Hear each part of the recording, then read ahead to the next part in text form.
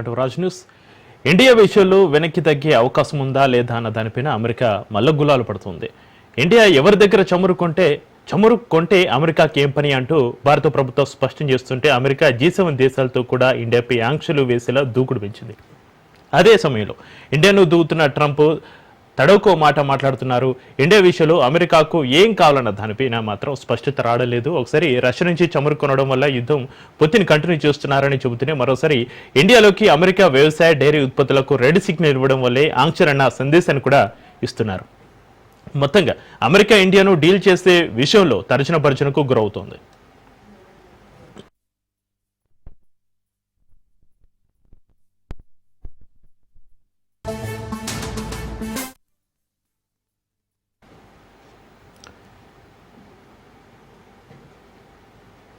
ఇదే అంశంపైన చర్చిద్దాం. మనకు అందుబాటులో ఉన్నారు ప్రముఖ రాజకీయ విశ్లేషకులు బండారు రామోహన్ గారు. రామోహన్ గారు నమస్కారం అండి. రామోహన్ గారు వినిపిస్తుంది? నమస్కారం. సరే, ఇప్పుడు ఇండియా విషయంలో వెనక్కి తగ్గే అవకాశం ఉందా అమెరికా? తగ్గక తప్పదు. ఎందుకంటే అనుభవానికి వస్తే తత్వం బోధపడుతుంది అనే దానికి మంచి ఉదాహరణ ట్రంప్. చాలా చంచలత్వం గలవాడు మొదటి నుంచి కూడా. 2016 నుంచి 21 దాకా, 17 నుంచి 21 దాకా చేసినప్పుడు కానీ ఇప్పుడు గత 8 నెలల నుంచి చేస్తున్న సందర్భం కూడా చూస్తే మనకి ట్రంప్ మాట్లాడిన తర్వాత ఆలోచన చేస్తున్నాడు. ఆలోచించిన తర్వాత మాట్లాడాలి. జనాలుగా ఎప్పుడైనా కూడా ఆలోచించుకొని మాట్లాడాలి. కానీ ట్రంప్ ఏం చేస్తున్నాడు? మాట్లాడిన తర్వాత ఆలోచన చేస్తున్నాడు. ఒక్కోసారి తాను ఎక్కిన కొమ్మని నడుపుకుంటున్నాడు. మొదటి నుంచి చెప్తున్నాడు చక్రి, మనకు వారు చేస్తున్న పని ఏంటంటే తాను ఎక్కిన కొమ్మని నడుపుకుంటున్నాడు. మంచి వ్యాపార భాగస్వామి పనులు అమెరికాకు 2 రకాలుగా. ఒకటి మనకు ఐటీ మన ఎక్స్పోర్ట్ విషయంలో మనం చాలా బ్రహ్మాండంగా పనిచేస్తున్నాం. వాళ్ళకు నమ్మకమైన పనిచేస్తున్నాం. నమ్మకంతో పాటు మంచి విశ్వసనీయమైన సేవలు ఇస్తున్నాం. ఇవన్నీ వాళ్ళకి తెలుసు.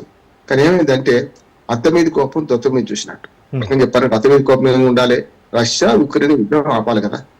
అంటే దానికి వారు చమురు అమ్ముకుంటుంటే ఆ చమురు మనం కొంటున్నాం మన దేశం మీద. అంటే అత్త మీద కోపం తొత్త మీద చూపెట్టినట్టు కదా కోపం వాళ్ళ మీద. మనమేమో భారతీయులు మిత్రుడు అంటాడు, పాకిస్తాన్ భారతీయులు సమానమైన బలాలు అంటాడు.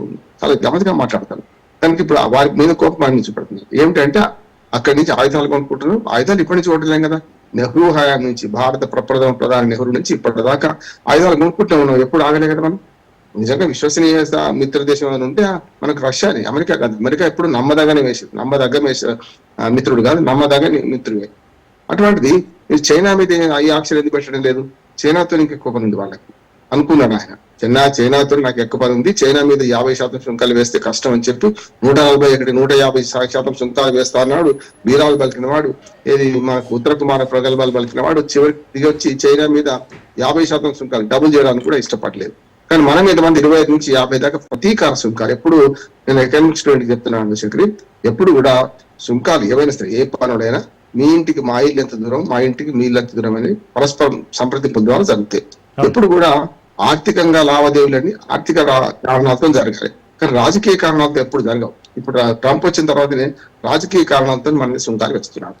అమెరికా రష్యా యుద్ధం, మన అమెరికా రష్యా మీద పగబట్టి మనం దిగుమతి చేసుకుంటే మన దేశాన్ని చేస్తున్నాడు. ఇప్పుడు చివరికి ఏమైందంటే ఆఖరి అస్త్రం ప్రయోగిస్తున్నాడు G7 దేశాలు. G7 దేశాలు ఆయన చెప్పినట్టు వినవు. G7 దేశాల మీద కూడా ఆయన యుద్ధం, ఒక రకంగా చెప్పి యుద్ధం ప్రకటించారు కదా, సుంకాల యుద్ధం. G7 ఎవరున్నారు? ఈ అమెరికా ఉన్నది, కెనడా ఉన్నది, మనకు రష్యా గతంలో ఉండేది, దాన్ని బహిష్కరించారు. క్రిమియాని ఆక్రమించుకున్న తర్వాత బహిష్కరించారు. అట్లాగే ఫ్రాన్స్ ఉన్నది, జర్మనీ, జపాన్ ఉన్నది, బ్రిటన్ ఉన్నది. మొత్తం 7 దేశాలు ఏవైతే ఉన్నాయో ఈ 7 దేశాల దానిలో ఇంకో 10 దేశాలు అప్పుడెప్పుడు పిలుస్తుంటారు వీళ్ళు. 10 దేశాలు. మన ఇండియా కూడా 2 సార్లు వెళ్ళొచ్చింది ప్రత్యేక ఆహ్వానితుడిగా. అట్లా చూసుకుంటే ఏంటంటే ఇవాళ రష్యా అందులో లేదు. రష్యా గతంలో ఉన్నప్పటికీ G7 లో G8 చేర్చుకొని ఉక్రెయిన్ లోని క్రిమియా దాన్ని ఆక్రమించుకున్న తర్వాత వాళ్ళను 2014 బహిష్కరించారు. అట్లా చూసుకుంటే ఇప్పటిదాకా జరుగుతున్న మొత్తం ఈ యుద్ధంలో ఈ యూరోపియన్ కంట్రీస్ ఏవైతే నేను చెప్పిన G7 లో ఉన్న మిగతా 5 కంట్రీస్, కెనడా, అమెరికా పోతే మిగతా అన్ని యూరోపియన్ కంట్రీస్. యూరోపియన్ కంట్రీస్ మీద కూడా మిత్రుల మీద కూడా అడ్డగోలు ట్యాక్సెస్ చేశారు కదా. అందుకని వాళ్ళు పైకి ఆర్థిక మంత్రుల సమావేశం ఏమన్నదంటే విజ్ఞప్తి చేసింది. ఏమని?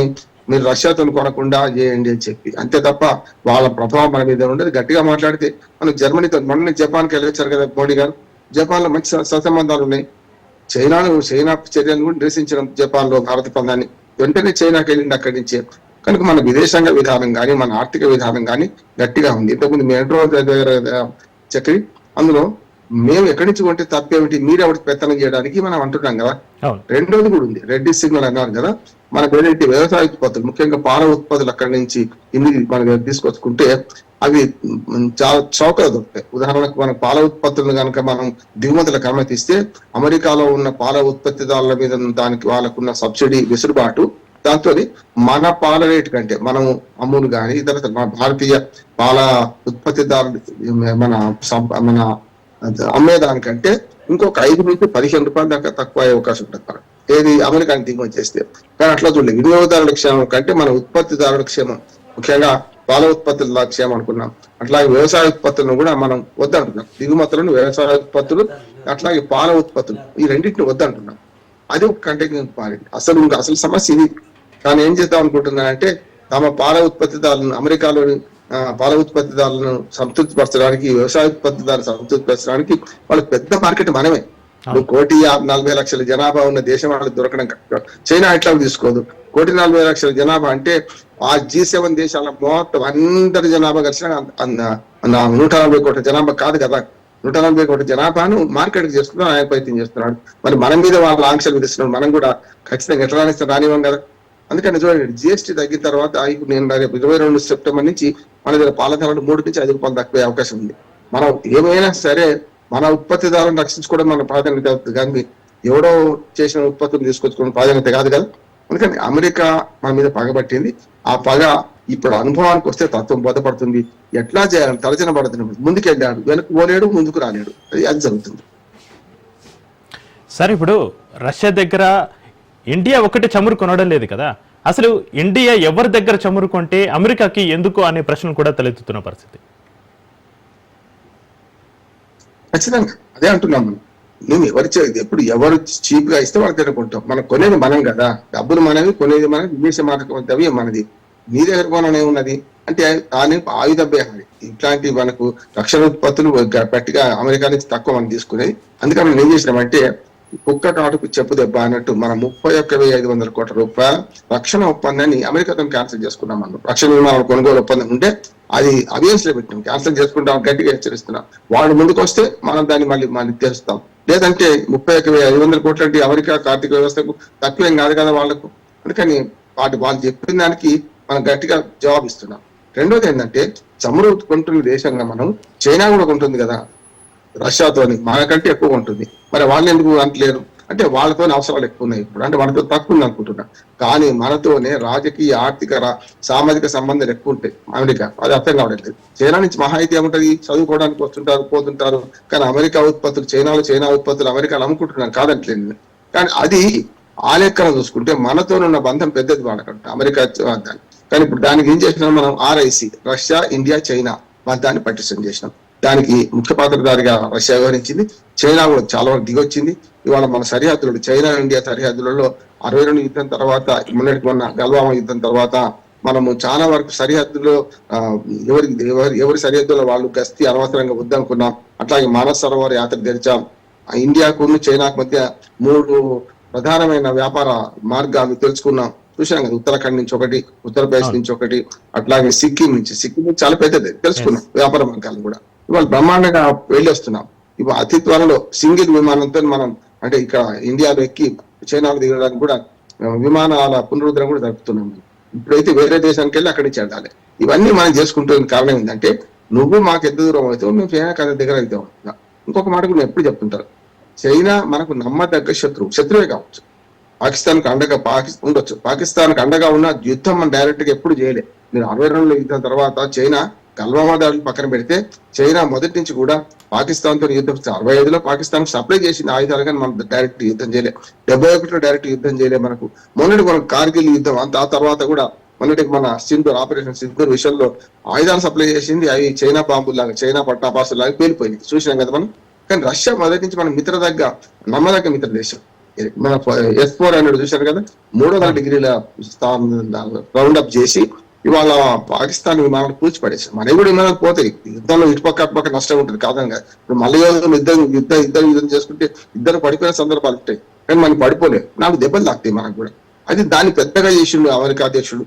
ఏది 5 విమానాలు పడిపోయినాయి, అవి అమెరికాయో ఇండియాయో నాకు తెలియదు అన్నాడు కావాలని. చూసింది కదా, ఇండియా అయినా మాట్లాడుకున్నాం, అవును 5 విమానాలు పోయినాయి, నష్టం ఉందాం అంటే రష్యా మీద కక్షతోని మన మీద కక్ష తీసుకునే ప్రయత్నంలో ఇంకొక మాట చెప్తాను నేను.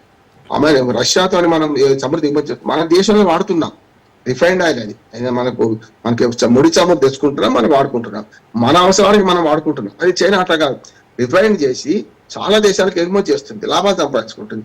అటువంటి చైనా మీద తనకి ఏం దేశం లేదట, దేశం ఉన్నది కానీ నెగ్గలేడు, చైనాతో నెగ్గలేడు ఆర్థిక పోరాటంలో. మనతో నెగ్గుదాం అనుకున్నారు, కానీ ఏమైందంటే ఇవాళ చివరికి అనుభవానికి వచ్చి ఎట్లా దీన్ని రిపేర్ చేసుకోవాలి, సంబంధాలను ఎట్లా పునరుద్ధరించుకోవాలి అనే దాని మీద మలగుణాలు పడుతున్నాడు. మెల్లగా చూడండి ఎత్తిత్వాలు. నేను మొదటి చెప్తున్నాను, యూరోపియన్ దేశాలు మన మిత్ర దేశాలైన జపాన్ లాంటి వారి దేశంతో ఇవాళ మెల్లగా రాయబారం మొదలు పెట్టి మనతో మళ్ళీ సత్సంబంధాలు, వ్యాపార సంబంధాలు చేసుకునే క్రమంలో ఉంటారు. మనం ఒకటే అంటున్నాం, ప్రతీకార సుంకాలు తీసేమంటాం. ఇప్పుడు మనకు 50%, 20%, 25% వాళ్ళు వేస్తున్న అసలు సుంకాలు మనకంటే తక్కువ, 29% ఎక్కువ ఉన్న దాన్ని 19% తగ్గించారు కదా మన పాకిస్తాన్కే. చుట్టుపక్కల మయన్మార్ ఒక్కడు తప్ప, మయన్మార్ మీద తప్ప మిగతా అన్ని దేశాలలో కంటే మన దేశం మీద ఎక్కువ సుంకాలు వేశారు మనోడి దక్క. ఇప్పుడు మయన్మార్ 41 ఉంటే మనం 50% చేశారు మన మీద సుంకాల పెంపు. అంటే అర్థమైంది, మయన్మార్ దాటిపోయి మన మీద చేసిండ్రు. కనుక అమెరికా వ్యూహాలకు ప్రతి వ్యూహాలు అనడంలో మనం కట్టి ధీటైన జవాబు ఇవ్వడంలో మన ప్రభుత్వం, భారత ప్రభుత్వం, రక్షణ, విదేశాంగ, మళ్ళీ అట్లాగే భారత ప్రభుత్వం అందరూ కూడా కలిసికట్టుగా ఒకే మాట మీద నిలబడ్డా మనం వాళ్ళకి ధీటైన జవాబు ఇస్తున్నాం. దాన్ని బిత్తర పడుతున్నాడు కూడా ట్రంప్. అమెరికా G7 దేశాలతో కూడా ఇండియాపై ఆంక్షలు వేసేలో దూకుడు పెంచింది అమెరికా. కానీ అసలు G7 దేశాలు ఇండియాపై ఎలాంటి అభిప్రాయంతో ఉన్నాయంటారు? G7 దేశాల్లో అమెరికా తప్ప మిగతా అన్ని దేశాలు బాగున్నాయి మనకు. నేను చెప్పాను కదా, బ్రిటన్ కానీ, జర్మనీ కానీ, జపాన్ కానీ, ఫ్రాన్స్ కానీ, అట్లాగే కెనడా కానీ, కెనడాతో సాటునండి. కెనడా మీద ఎంత ఆంక్షలు విధించిండు, కెనడా వాళ్ళని ఎంత అవమానించిండు ట్రంప్, అది మర్చిపోతారా? కెనడా ప్రధాని మర్చిపోతారా? ఏమంటున్నానంటే కెనడా వాళ్ళు మాతో బతుకుతున్నారు, వాళ్ళ సైన్యం మావి, వాళ్ళ సైనిక శక్తి మనం ఎందుకు చేసుకుంటాం, లేకపోతే వాళ్ళ వ్యాపారాలన్నీ మావి అని చెప్పి కెనడా చుట్టూ మన నుంచి మనం తుపాకులు వేల్చే ప్రయత్నం చేసిండు. అంతేందుకు మనకు పక్కనే ఉన్న ద్వీపాన్ని కూడా మనం స్వాధీనం చేసుకో, అసలు కెనడాకు మేము కలిపేసుకుంటామన్నాడు కదా, మర్చిపోలేండి. కెనడాను అమెరికాలో కలిపేసుకుంటాం, అయితే 2 రకాలు, అయితే ఆర్థిక శక్తితో లేకుంటే సైనిక శక్తితో అన్నారు కదా. అటువంటిప్పుడు కెనడా మధ్య తట్టేసరి వాళ్ళ ప్రజల్లో భావన ఉంది కదా, తక్కువ జనాభా కావచ్చు కానీ ఎక్కువ ప్రాంతం కెనడాను కలిపేసుకుంటే ఇంకా సామ్రాజ్యవాదం విస్తరించవచ్చు అనుకున్నారు. అది మర్చిపోతుంది అదే కెనడా. బ్రిటన్ కు అందరూ సాంప్రదాయంగా G7 దేశాలన్నీ కూడా యూరోపియన్ దేశాలు, అవి 2 తరపు మిగతా అన్ని యూరోపియన్ దేశాలు కనుక వీళ్ళందరూ కూడా మంచి చోట కలిసి ఉందాం అనుకుంటున్నారు. కానీ వాళ్ళ మీద కూడా ట్రంప్ సుంకాలు విధించింది కదా, అడ్డగోలు సుంకాలు విధించింది కదా. అంటే ట్రంప్ కు తమ భేదం లేదు, ఒక ఇండియా, చైనా, రష్యా కాదు వారికి కావాల్సింది, అందరి మీద వేస్తున్నాడు. అంతేందుకు మనకు ఉక్రెయిన్ అధ్యక్షుడే డైరెక్ట్ గా మన భారత్ను టార్గెట్ చేస్తాడు ఎప్పుడు కూడా. ఇంత యుద్ధంలో కూడా భారత్ మన మధ్యవర్తిత్వం నిలిపితే బాగుంటుందని ఉక్రెయిన్ అధ్యక్షుడు జెలెన్స్కీ మొన్నటిదాకా అంటున్నాడు కదా. అంటే వాళ్ళిద్దరికి లేదు కన్నకు లేని దురద కత్తికి ఎందుకు అన్నట్టు ఉక్రెయిన్ అధ్యక్షుడు లేదు దురద, ఇటుపక్క లేదు. ఒక మాట మొన్నటి దాకా ఆయన నోటి నుంచి రాలేదు, మొన్న ఉక్రెయిన్ అధ్యక్షుడితో అనిపించారు. మనకు రష్యా నుంచి చమురు దిగుమతి వల్ల రష్యాకు విదేశీ మారక ద్రవ్యం వస్తుంది, దానివల్ల యుద్ధాన్ని కొనసాగిస్తుండ్రు, దయచేసి అందరికి విజ్ఞప్తి చేస్తున్నా, భారతదేశంతో సహా అందరికి విజ్ఞప్తి చేస్తున్నా, దయచేసి వాళ్ళ దగ్గర కొనకండి అని చెప్పి పేరు పెట్టకుండానే మనకు విజ్ఞప్తి చేసిండు మా జెలెన్స్కీ, మన అధ్యక్షుడు, మన ఉక్రెయిన్ అధ్యక్షుడు. అటువంటిది డైరెక్ట్ గా మన పేరు పెట్టి వాళ్ళ దగ్గర నుంచి కొంటున్నాం అని మనం ఇది అంటుంటే, మరి మిగతా అన్ని దేశాలు కొంటున్నాయి కదా రష్యాతో, మరి ఎందుకు అనట్లేదు? పోని రష్యాతో ఆపేస్తా, మీరు అంతకన్నా తక్కువకేమైనా ఇస్తారా? ఇవ్వదు కదా. ఇప్పుడు సమస్య ఏంటంటే ఆ 2 దేశాల యుద్ధంలో మనం లాభపడ్డ మాట వాస్తవం. గతంలో $110 ముడి చమురు ఉంటే ఇవాళ $60-65 పరిమితమైంది కదా. $60-65 కంటే మనకు దేశ మార్క ద్రవ్యం మిగిలినట్టే కదా అంతా. మనం మొదటి నుంచి కూడా మూడు రంగాల్లో విదేశీ మార్క ద్రవ్యం పెద్ద ఎత్తున మనం ఖర్చు చేస్తుంటాం. ఒకటేమో మన క్రూడ్ ఆయిల్ అంటే ఇవన్నీ మన ఇంధనం, వీటి మీద. రెండవదేమో పప్పు దినుసులు, నూనె గింజలు, వాటి మీద. మూడోది ఎరువులు. ఈ మూడింటి మీద మనం పెద్ద ఎత్తున మన విదేశీ మార్క ద్రవ్యాన్ని కోల్పోతున్నాం. ఇప్పుడు రష్యా వల్ల మనకు లాభం ఏంటంటే $60-65 మనకు ముడి చమురు బ్యారెల్ వస్తుంది మనకు, అది లాభమే కదా. మన లాభం ఏది ఉంటే అది తీసుకుంటాం కానీ నష్టం ప్రకారమే తీసుకోం కదా. ఇది అమెరికా కొంటే $80 పోతుంది. ఎందుకు కొంటాం? మనం $60 వచ్చేదాన్ని $80 ఎందుకు కొంటాం? ఎక్కువ ధర పెట్టి ఎందుకు కొంటాం? ముడి చమురు మన దిగుమతి చేసుకుని ముడి చమురు మనమే రిఫైన్ చేసుకోవాల్సిందే, అక్కడ చేసి పంపరు. అందుకని ఏమంటానంటే రష్యాతోని మనకు చిరకాల బంధం ఉన్నది, మైత్రి బంధం ఉన్నది. ఆనాటి చీన దాకా భారత ప్రధాని నెహ్రూ నుంచి ఇప్పటిదాకా దాన్ని పోగొట్టుకోం. చైనాతోని కొత్తగా స్నేహం చేసిన మన జాగ్రత్తలు మనం ఉంటాం, వాడి జాగ్రత్తలు వాడు ఉంటాం. ఎందుకంటే దుష్టు దూరవర్జితం అనే సామెత ఒకటి ఉంది చక్రి. అంటే మన భారతదేశం చైనా అనేది మిత్రత్వ దేశంగా ఇప్పుడు ఉన్నా కూడా మన జాగ్రత్తలు మనం ఉంటాం, ఎప్పుడు దొంగ దెబ్బ తీయకుండా మనం ఉంటాం. మిగతా అంటాం చైనా ప్రమేయంతో మన చుట్టుపక్కల దేశాలు అన్నిట్లలో అల్లకాలంలో చూస్తున్నాం కదా.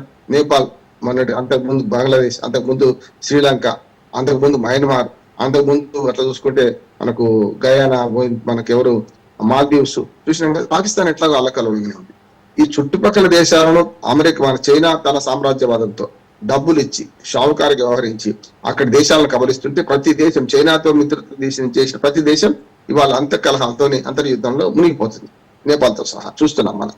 కనుక ఇట్లా చూస్తే చైనాతోని మనం చాలా జాగ్రత్తగానే చేస్తున్నాం.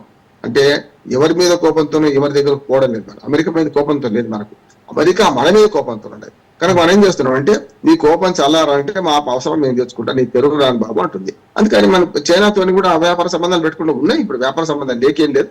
కానీ ఎప్పుడైతే కొంత సంధికాలం జరిగిందో ఇప్పుడు మళ్ళీ పునరుద్ధరించుకుంటున్నాం అవి మన వ్యాపార సంబంధాలను. వాటిని కూడా వాళ్ళు కూడా మానస సరోవర యాత్రకు డైరెక్ట్ గా అనుమతించారు. ఇప్పుడు వాళ్ళ చైనా దాకా రద్దు అయింది కదా, ఈ సంవత్సరం పోతున్నాం మనం.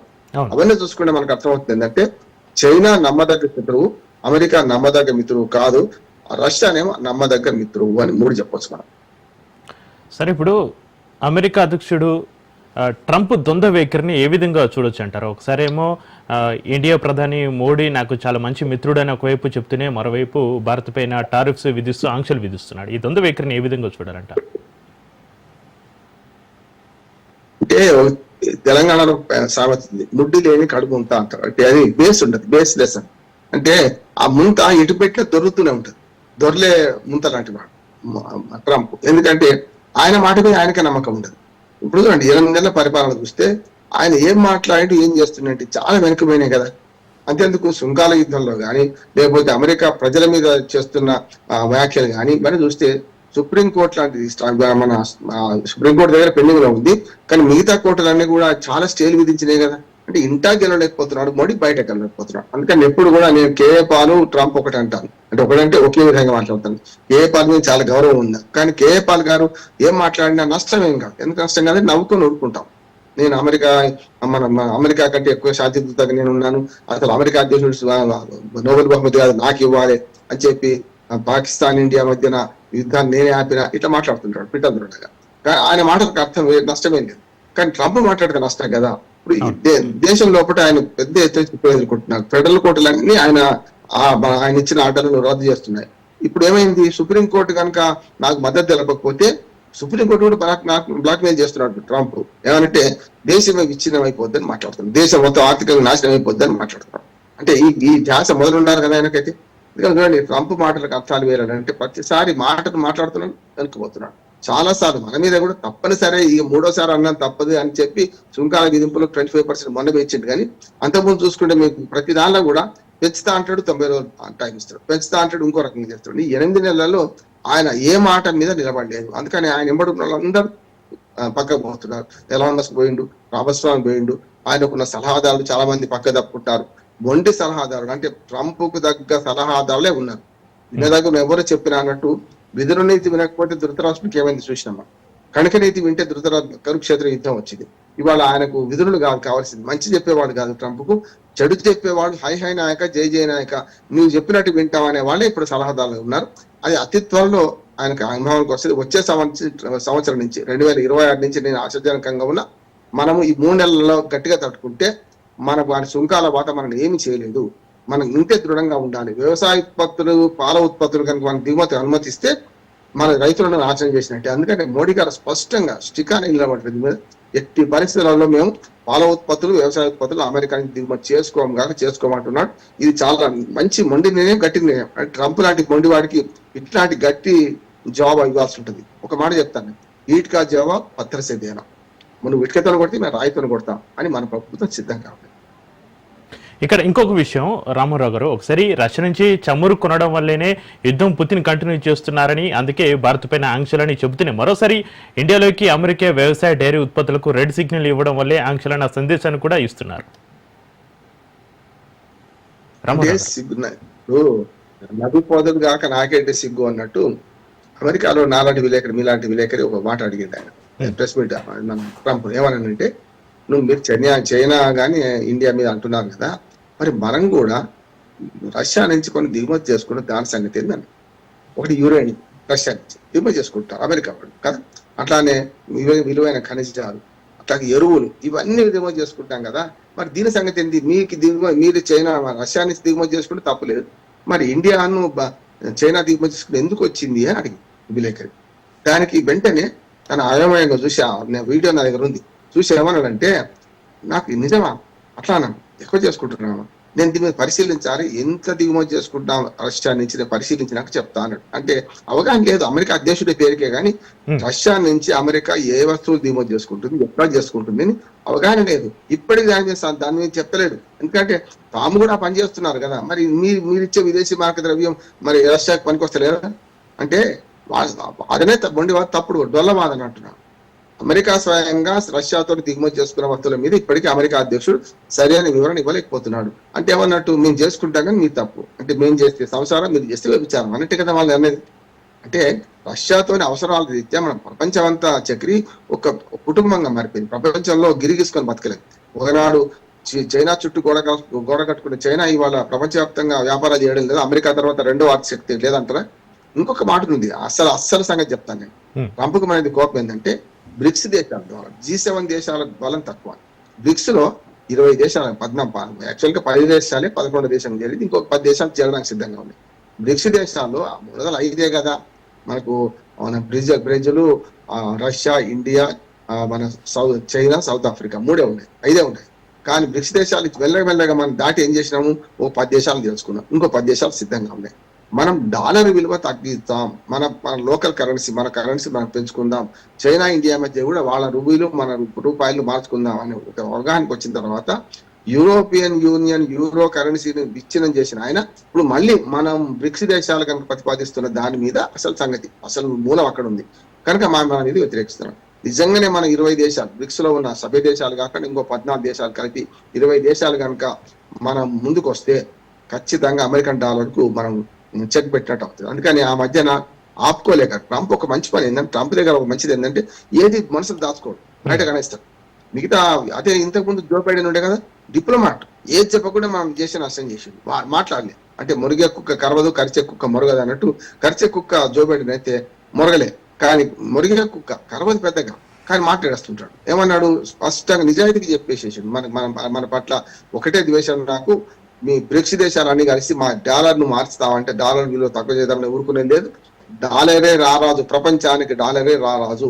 దాన్ని మార్చడానికి ఎవరు ప్రయత్నం చేసినా అది యూరోపియన్ కంట్రీస్ కావచ్చు, మనకు Asian countries, south Asia countries కావచ్చు, మేము విడిచిపెట్టలేదు లేదు అన్నాడు. అంటే ఆయన ఉద్దేశం చెప్పేసి క్లియర్ గా. నేను అదే అంటున్నాను, ఇప్పుడు ట్రంప్ తో ఒక భయం లేదంటే అనే మాట ఆయన మనసులో ఉన్నది ఏది దాచుకోకుండా చెప్పేస్తాడు, అది మంచిది అవుతుంది.